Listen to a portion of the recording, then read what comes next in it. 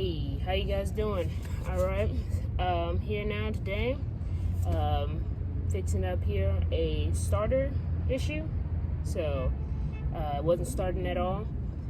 Tried to start it several times. It makes a very, very crazy sound. So it sounds like a grinding sound. I'm gonna let you guys hear in a minute. But yeah, it's not sounding too good, and it keeps on going. So with me right now, I just want to make sure I change the starter. If anything, make sure I inspect the flywheel and everything like that, flex plate, make sure everything's good before I install the new one. I already got my new starter here.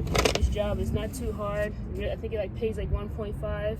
This is 2012. It's not too hard. It's really 2 bolts. Take 2 15 millimeters out. Then you got to take the steering shaft out the way. After that, think of that, it's like a 1 13 millimeter bolt. So it's pretty much all you need. Jack, light, and also 2. These come in handy, and I'll show you why. Little short stubby wrenches. So versus the long wrenches. So you won't need too much for this job.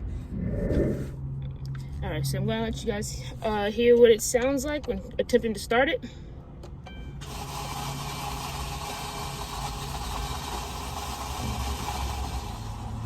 And it keeps on doing that until you release. So the battery is located here. Oops, it's located here in the trunk. So I'm gonna go ahead and start by disconnecting it. Alright. You don't want to work on anything to do with starters or alternators. Having it, this one here is kind of stuck. So there we go, it's coming off there. Oh, I was like, what is it? So, all right, but you don't have to work on anything like that with it on, because you can definitely damage it and damage yourself, because that shock does not feel good. So already got the tire here off, as you can see, for video purposes. Well, not off, and then you got the lug nut. It's loose.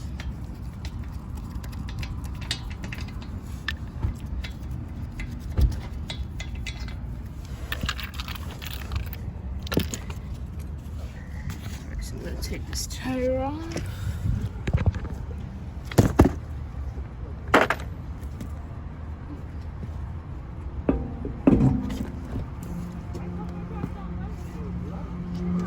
So I put the tire underneath like this.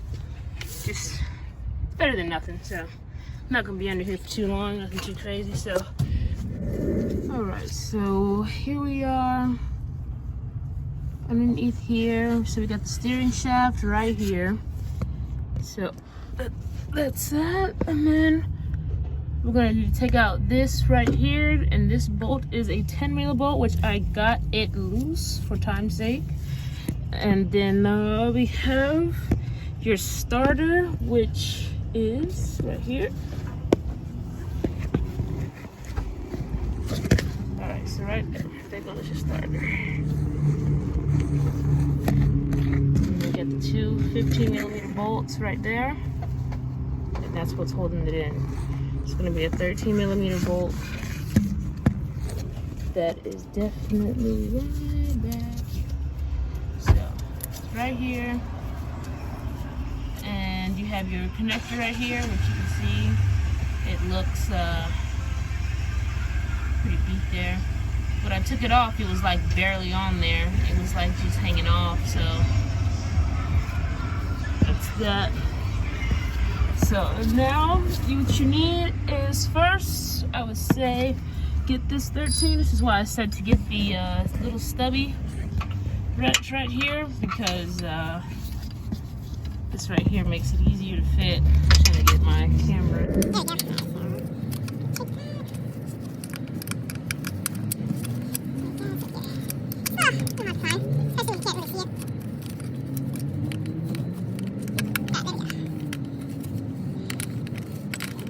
I should have got like a ratchet wrench one. They make ratchet wrenches for these.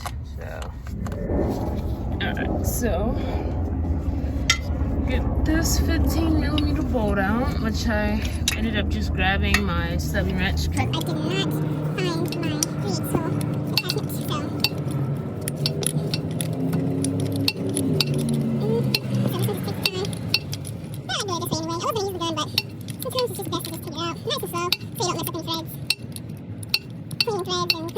is just like a whole nother.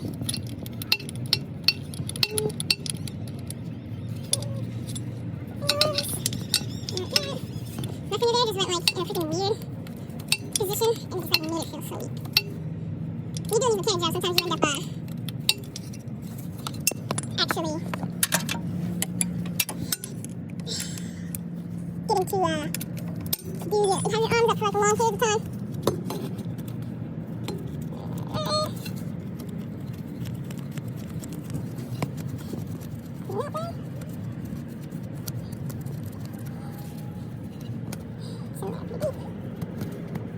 So, got that loose and boom, here is the starter. Right here. Yeah, this is why we have to take the back off because there's no way to get it up. With no hooks. So, and I already have loose right here. I think that was a 10mm. Got my ratchet wrench on this one here, so.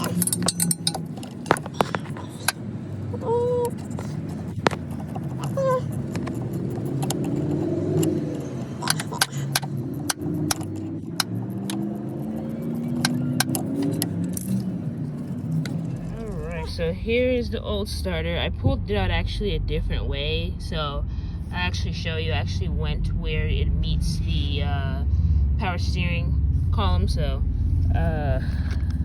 this is the old one. Just gonna inspect it, check it out, so I can see right here. There's some dents to it, so you can tell it was kind of hitting. Shake it.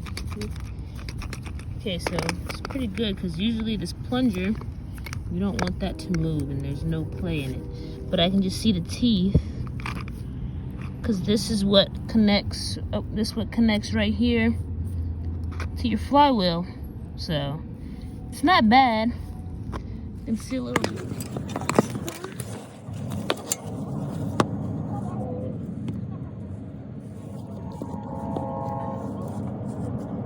Alright, so here's the new starter. Right here.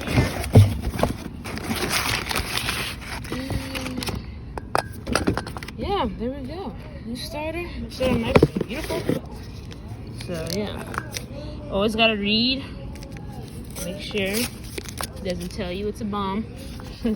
But yeah, so right here we got the new starter. And yeah.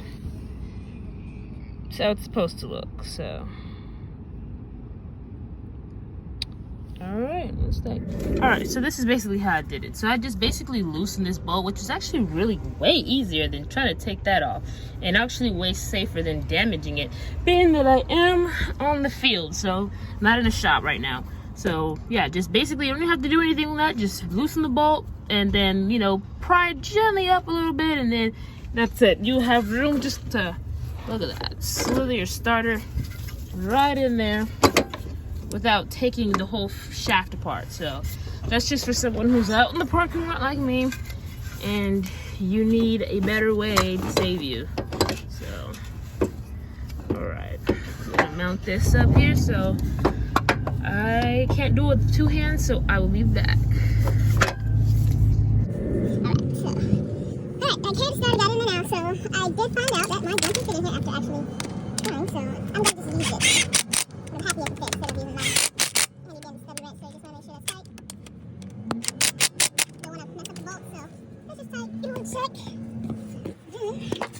Heavy bolt right here, just going to go back up here.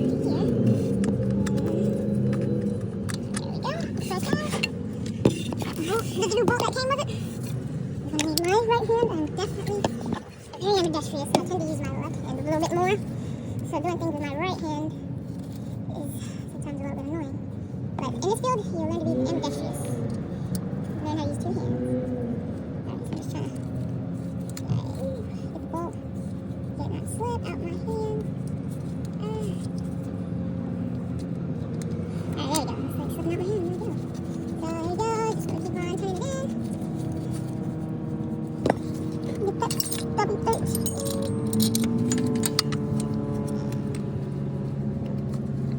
So make sure it's tight. Yeah, nice tight on there. Right in.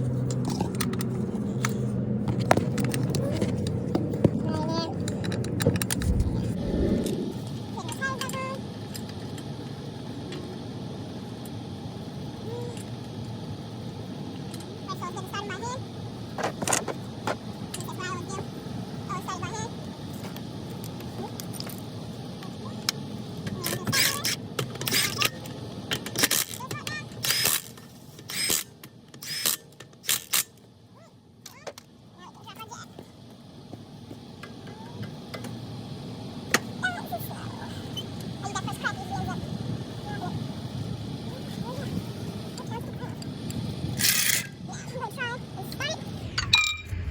see what happens. Get inside. Try and start it. That was my call I was out for.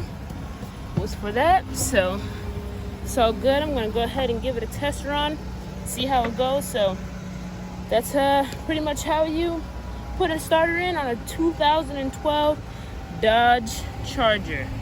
All right. Alrighty, so everything started up. Right now, just reading a couple codes right quick, and other than that, it's running good. It's running fine. I started it and turned it off, and started it a couple times, and everything is good. Turns out it's just a bad starter. I'm not sure how long it's been in there, but you know, starters get old and they tend to wear. This is a 2012. We're in 2021, so that's about some time right there. So being with that said, it's all good, it's all done, and it's an easy job. I did mine in a parking lot. Well, for someone else, I did it in a parking lot. It's just happened where it is. I usually do most of some work in usually in an apartment area or somewhere more closed off, or more a residential, let's put it that way. So being with that said, it doesn't need too much. You just need 13 millimeter ratchet wrenches, 12 millimeter ratchet wrench, 10 millimeter ratchet wrench, and a 15 millimeter, and if the bolts are pretty much tight, you're gonna probably need like a breaker bar or a ratchet breaker bar. Nothing too much. So yeah, that's pretty much it.